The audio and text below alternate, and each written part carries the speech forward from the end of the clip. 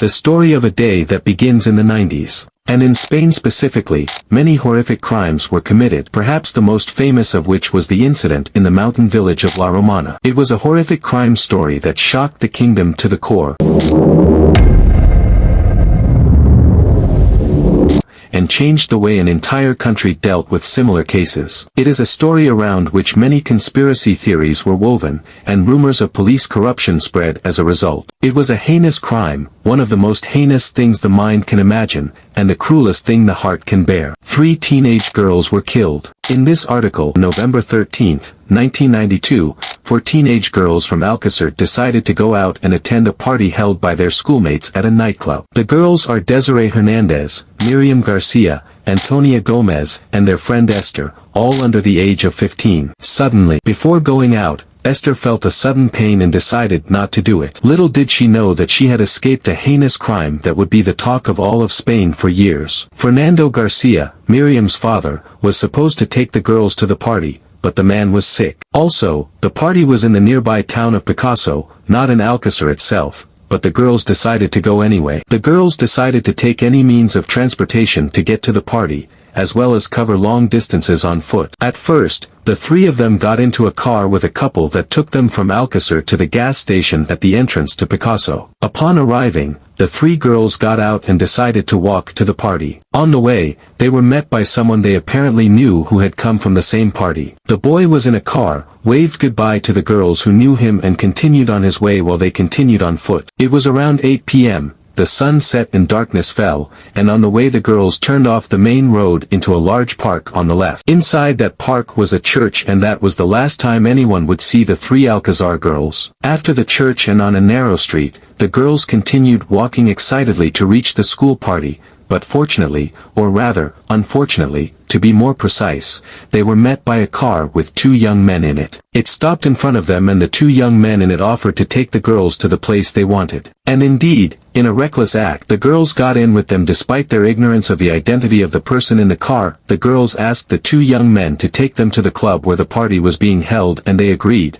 But suddenly, while they were driving, the car passed the club and sped off to an unknown destination. The girls were terrified and started crying and screaming loudly and trying to stop the car or leave it. But the 2 young men started beating them until they shut up and continued driving until they all entered the forest. The car took a rough rocky road in an area called La Romana, located in the foothills of eastern Spain, and there, the car stopped in front of a small house. It was in a place hidden from sight, and the girls had to face their terrifying fate. The 3 girls did not return until the morning, and the people were terribly worried. Some thought that the party had continued until the early hours of the morning and that they would return, but none of them did. The police were informed and went to the party location to look for them, but they discovered that the girls had never arrived there. None of their colleagues at the party or at the club had ever seen them. Thus, everyone was sure that they were missing. The search for the girls began and the route they had taken was investigated. The owner of the car who had taken the girls to the gas station in the city of Picasso informed after the owner of the car that took the girls to the gas station in Picasso informed the police. The police focused their search in the area and its surroundings,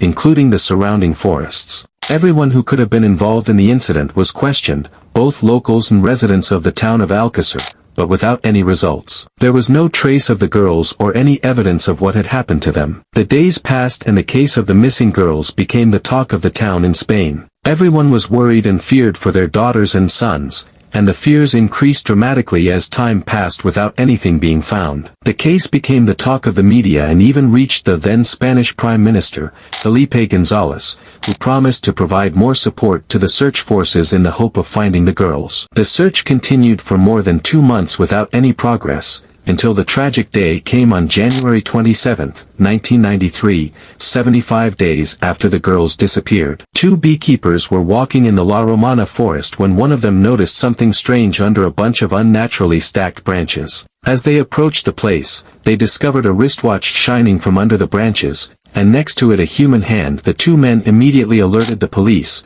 who rushed to the scene and discovered 3 bodies in an advanced state of decomposition under the branches. The bodies were transported to the city of Valencia, where they were identified as those of the 3 missing girls. Desiree Hernandez, Miriam Garcia, and Antonia Gomez. Forensic examinations showed that the girls had been subjected to violent sexual assault and brutal torture before being killed. There were signs of beatings, bruises, and fractures on their bodies, in addition to wounds caused by sharp objects. Miriam's hand was found to be partially disfigured, her teeth were broken, and there were signs of lacerations on her genitals. As for Desiree, her hands were found to be horribly tied behind her back, and her breast appeared to have been cut with a sharp object. As for Anthony, she was shot in the head, her hands were tied and she was brutally assaulted. The scene was horrific and extremely shocking, and it led to an outbreak of anger and grief throughout Spain. The police began investigating the evidence found at the crime scene. Among this evidence were torn pieces of a hospital notebook,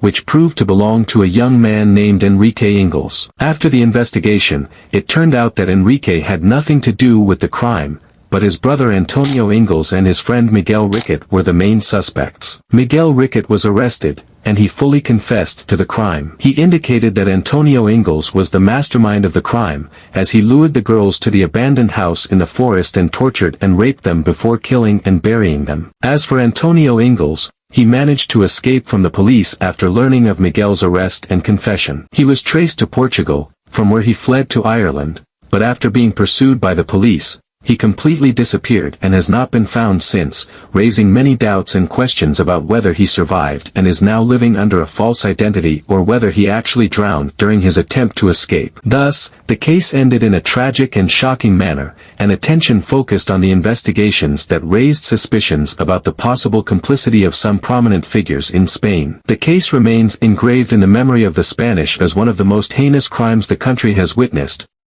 Here we have reached the end of the story. I hope you liked it. Don't forget to like and subscribe.